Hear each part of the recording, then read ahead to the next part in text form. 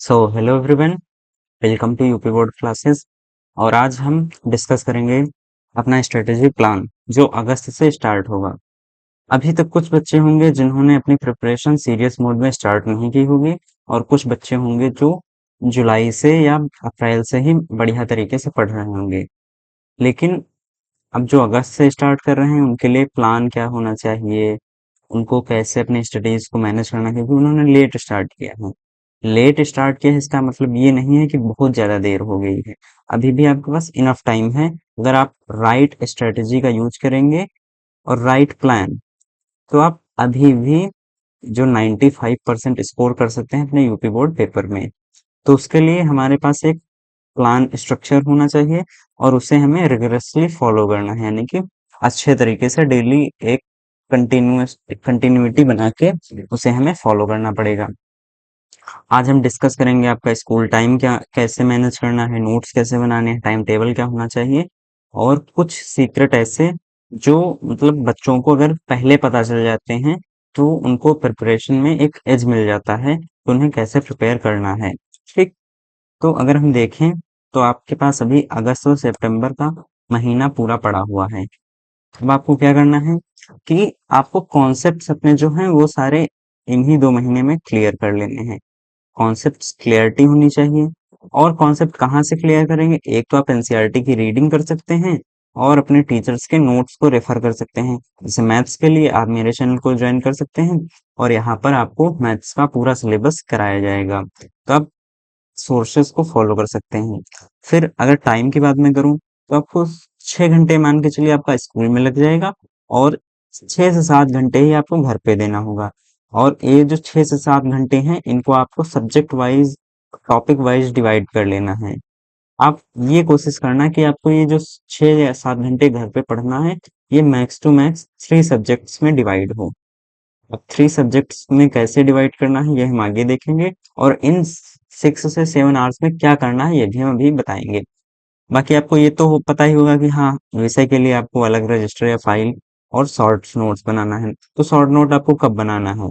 पहले तो आप क्या, जब टीचर का लेक्चर अटेंड करेंगे, वो आपका स्कूल में भी हो सकता है या ऑनलाइन भी हो सकता है, कहीं पर भी हो सकता है। तो लेक्चर के साथ या लेक्चर के बाद जो आप नोट्स बनाते हैं वो तो कंप्लीट नोट्स होने चाहिए। इनकम्प्लीट नोट्स का क्या करना है, एक बार रिवीजन करना है। जब एक रिवीजन पूरा हो जाए ना, तब आपको कोशिश करना है कि इनको बिना देखे, इन नोट्स को बिना देखे जो आपने रिवाइज किया है उसको एक पेपर पे लिखना पड़ेगा आपको। और उस पेपर पे ही आप पूरा जो टॉपिक या पूरा चैप्टर आप कंसाइज करके लिखने की कोशिश करिए। आप जब बार बार रिवाइज कर लेंगे ना, तो आप एक पेपर पे पूरा चैप्टर एक उतार सकते हैं। वही जो आपके नोट्स होंगे वो शॉर्ट नोट्स होंगे। अब इनका यूज कब करना है? इनका यूज करना है आपको जो पेपर से 10 से 15 दिन पहले रिवीजन करना है। तो उसमें आप कंप्लीट नोट्स का रिवीजन नहीं कर पाएंगे। क्यों नहीं कर पाएंगे? क्योंकि इतना सारे नोट्स हो जाएंगे आपके सभी सब्जेक्ट्स के कि उनको पढ़ना इम्पॉसिबल होगा। वहां पर ये आपके जो शॉर्ट नोट्स आपने बनाए होंगे, क्योंकि ये एक एक पेज के होंगे, एक एक चैप्टर। जैसे मैथ्स में आपके 14 चैप्टर हैं, तो मान के चलिए आप 15 से 16 पेज बना लेंगे शॉर्ट नोट्स के, तो अच्छे से रिवीजन कर पाएंगे उनका। वहां पर आपको ये नहीं रहेगा कि हाँ रिवीजन नहीं हो पाया है। और ये शॉर्ट नोट्स जो होंगे ये आपको प्रिपरेशन में समझे कि फाइनल जो एज मिलता है ना, वो इसी वजह से मिल जाता है। तो आपको टारगेट क्या रखना है अगस्त और सितंबर में, कि आपको 60 to 70% सिलेबस कवर करना है। अब आपको कैसे कवर करना है?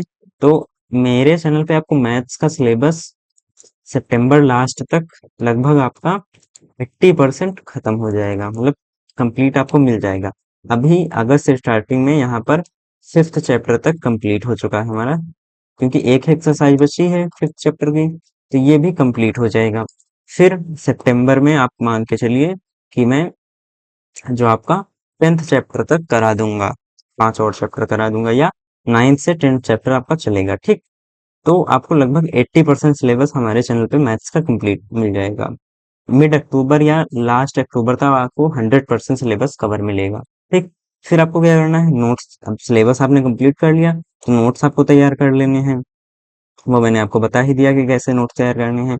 और हाँ, जैसे मैथ्स में क्या होगा, फॉर्मूला का मतलब नोट्स जब तैयार करो तो उसके लास्ट पेज पे आपको उस चैप्टर के सभी फॉर्मूले भी लिख लेने हैं। जो जितने भी फॉर्मूला बनेंगे ना, वो सभी लिख लेने हैं, ठीक। डायग्राम्स आपको बायोलॉजी और जो आपका केमिस्ट्री में भी आई थिंक यूज होते होंगे, नहीं तो आपका जो उसमें है एसएसटी में, यानी कि सोशल साइंस में।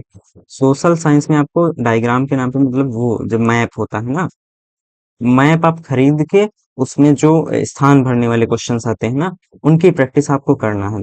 और कीवर्ड्स क्या होते हैं, आप जैसे मैथ्स में ही ले लें हम अगर, तो आपको कीवर्ड्स पता होना चाहिए कि अगर मैं इसमें वो अरिथमेटिक प्रोग्रेशन करा रहा हूँ, तो वहां पे कीवर्ड जैसे ए एन है, एस एन है, तो आपको ये पता होना चाहिए कि इनका यूज कहाँ पर, इन फॉर्मूले का यूज कहाँ पर करना है, ठीक। या जैसे ठीक समीकरण वाला, तो वहां पर आपको विलोपन विधि और प्रतिस्थापन विधि बताई थी।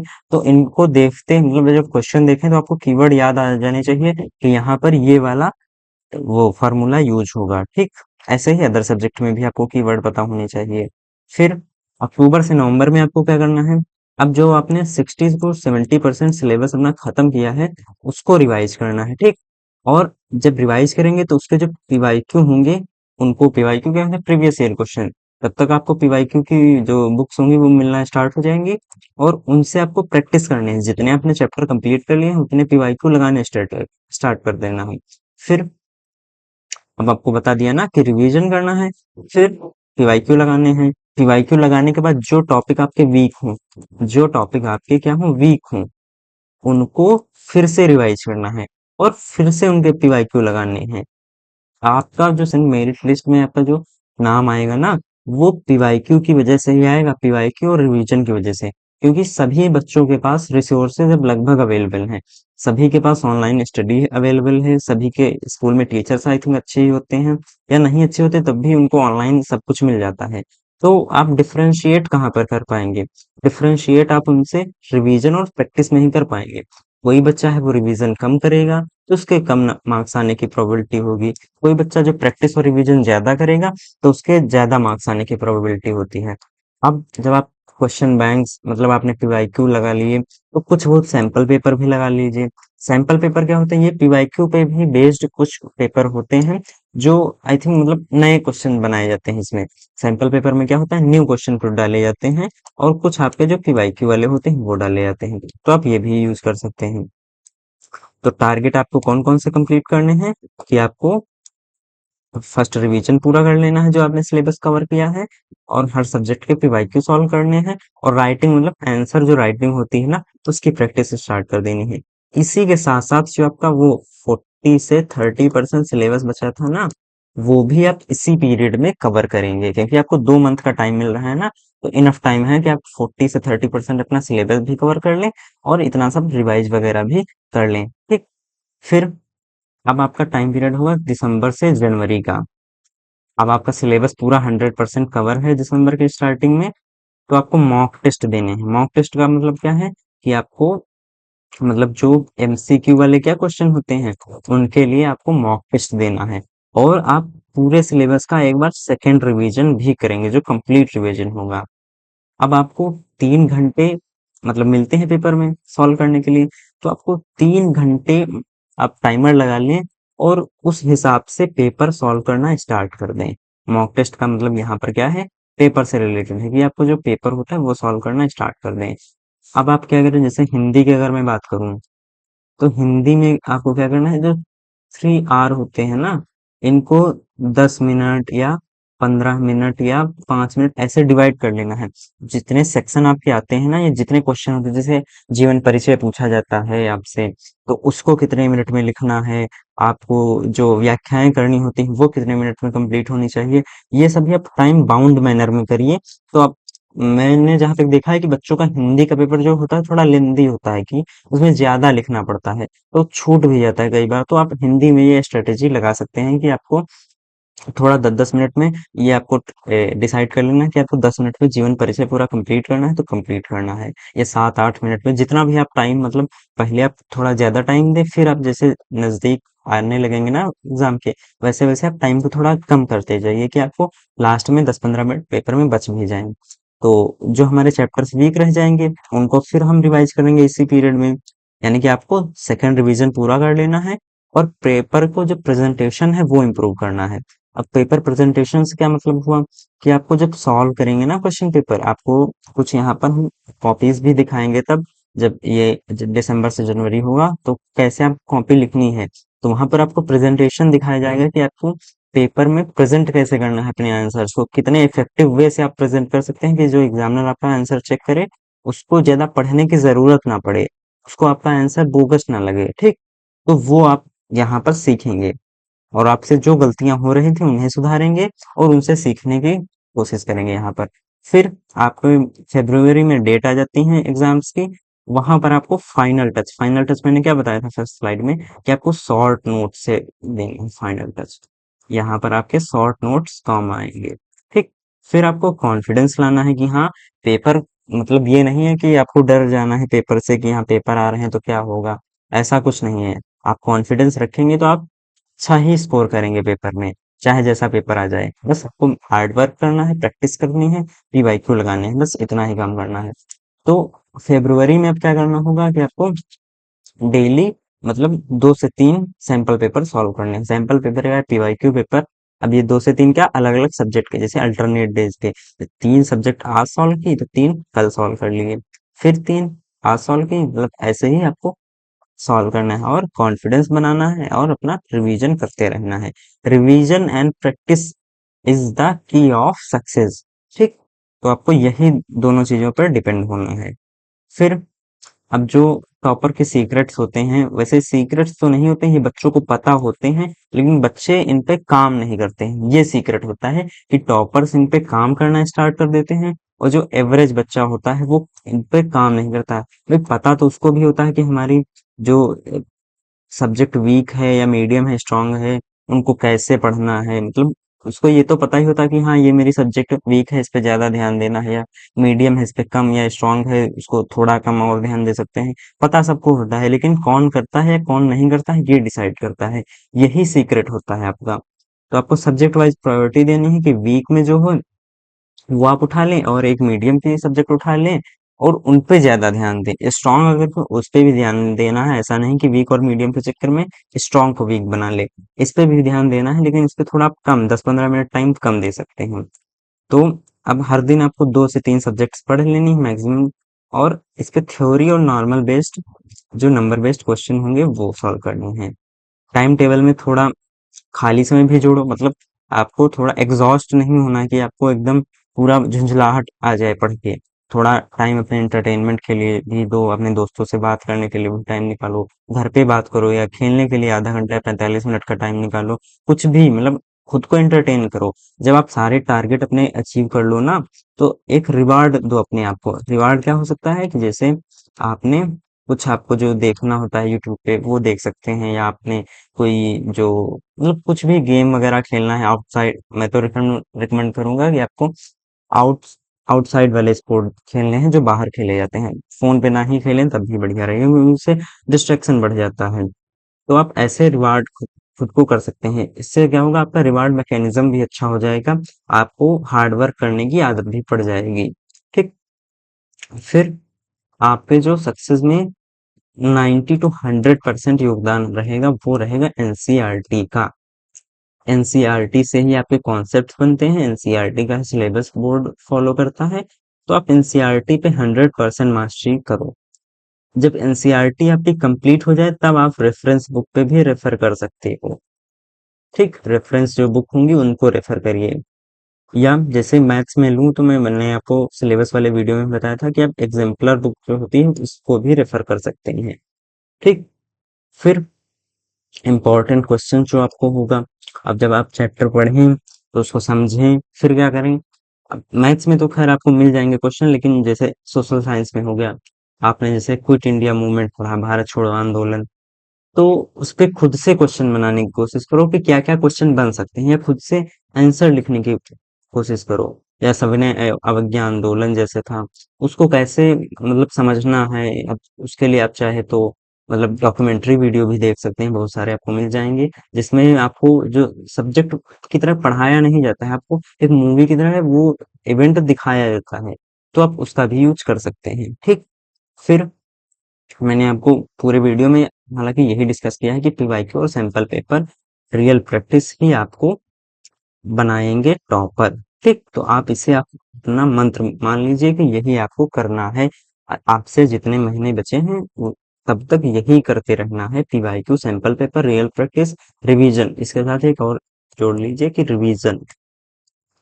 ठीक, बस इतना ही आपको करना है।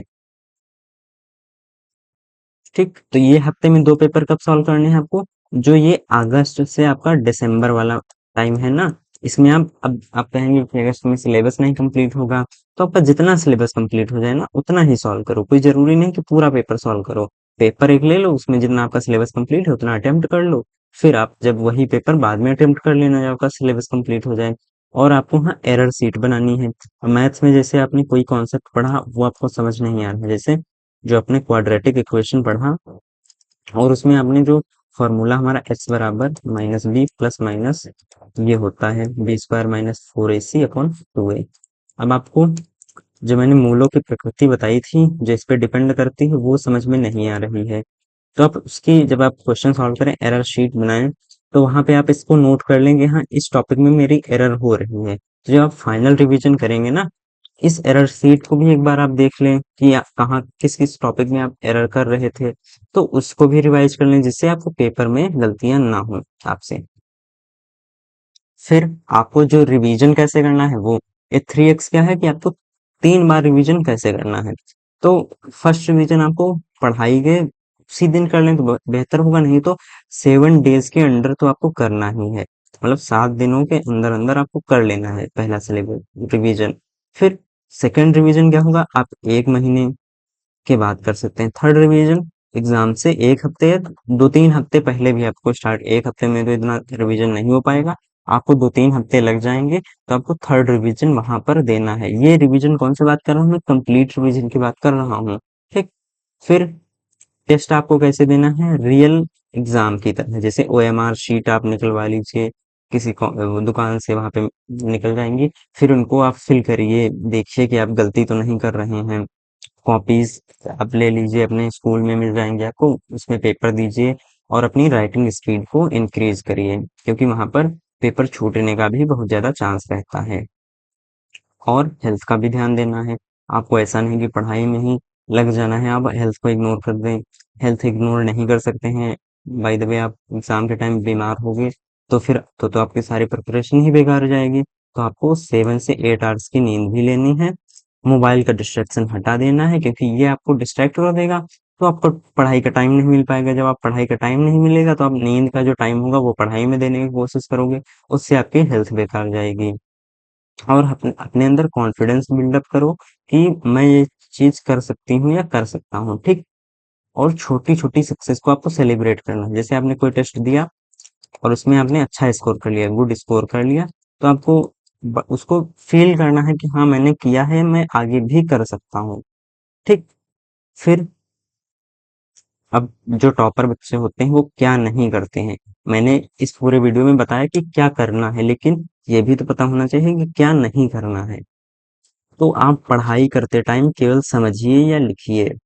आप अपने मन को ऐसा मत करिए कि आप पढ़ रहे हैं बुक और आपका मन क्या है, कहीं दूसरी जगह लगा हुआ है। ठीक, ऐसा नहीं होना चाहिए कि आप जब बुक्स पढ़ रहे हो तो बुक्स में ही आपका मन हो, वो डिस्ट्रैक्टेड ना हो, कि वो ना तो आपके स्कूल में हो, ना ही आपके जो दोस्तों में मन लगा हो, ना ही आपके फोन में मन लगा हो, वो केवल आपके जो टॉपिक चल रहा है उसी में आपका मन लगा होना चाहिए। और ये नोट्स बनाने में टाइम वेस्ट क्या नहीं कर सकते, मतलब आपको ऐसे नोट्स नहीं बनाने कि हर बार आप कंप्लीट नोट्स बना रहे हैं, जितने बार आप नहीं समझ पाए उतने बार पूरा पूरा नोट्स बना रहे हैं, पूरे पूरे नोट्स रिवाइज कर रहे हैं। ऐसा नहीं, ये आपको शॉर्ट ट्रिक्स वगैरह यूज करनी है, माइंड मैप यूज करने हैं, और शॉर्ट नोट्स ऐसे बनाने हैं, वो सारे यूज करने हैं, और रटना नहीं है। कुछ सब्जेक्ट ऐसी होंगी जिसमें आपको लगता होगा कि हाँ ये समझ में नहीं आएंगे। ज्यादातर बच्चों को सोशल साइंस या इंग्लिश वगैरह है, इनमें क्या रहता है कि वो क्वेश्चन आंसर रट लेते हैं, या आपको वो नहीं करना है। रटेंगे तो आप अच्छे से प्रेजेंट नहीं कर पाएंगे, आपको टॉपिक को समझना है। समझ के आप लिखिए, लिखने के बाद जब 2-3 बार प्रैक्टिस करेंगे तो आप खुद से आंसर बना बना कर लिखते रहेंगे, और उसके लिए रिवीजन आपका की कॉन्सेप्ट रहेगा। ठीक, अब अगस्त में आपको क्या करना है, 1 से 2 घंटे मतलब एनसीईआरटी बेसिक्स वीक सब्जेक्ट पे देने हैं। 2 से 3 घंटे आपको सितंबर में स्ट्रॉन्ग टॉपिक पीवाईक्यू पे देने हैं। 3 घंटे आपको टेस्ट सीरीज पे देने हैं, डाउट क्लियरेंस पे देने हैं। 4 घंटे आपको नवंबर में फुल सिलेबस फर्स्ट रिवीजन में देने हैं। और दिसंबर में आपको मॉक टेस्ट, एरर करेक्शन, ये सब में 4 से 5 घंटे देने हैं। अब यहाँ पर आप कहेंगे कि 2 ही घंटे पढ़ाई करनी, नहीं, इसके अलावा जो टॉपिक्स बचेंगे ना, आपको जो सिलेबस कंप्लीट करना है, उसमें जो बाकी के टाइम होगा, यानी कि 5 से 4 घंटे उसमें देना है, ठीक। फिर यहाँ पे क्या होगा, आपका सिलेबस कंप्लीट होता चला जाएगा, तो आप इनमें सब में ज्यादा टाइम देने लगेंगे, ठीक। फिर ये आपका एक टाइम टेबल है, आप इसे खुद से भी मॉडिफाई कर सकते हैं। ऐसा नहीं कि आपको यही फॉलो करना है, क्योंकि कुछ बच्चों का स्कूल की टाइमिंग कुछ दूसरी होगी, कुछ उनका शेड्यूल दूसरा होगा, तो इसे आप देख सकते हैं। इसी के बेसिक्स पे आप अपना टाइम टेबल भी खुद से बना सकते हैं। तो यहीं पे आज का लेक्चर खत्म होता है। और मतलब आपको करना क्या है, revision, practice, PYQ, revision, practice, PYQ, ठीक। यही 3 चीजें हैं जो आपको टॉपर बना देंगी। और मैं तो चाहूंगा कि हाँ, ज्यादा से ज्यादा बच्चे इस स्ट्रेटेजी वीडियो का जो होता लाभ उठाएं और टॉपर बने।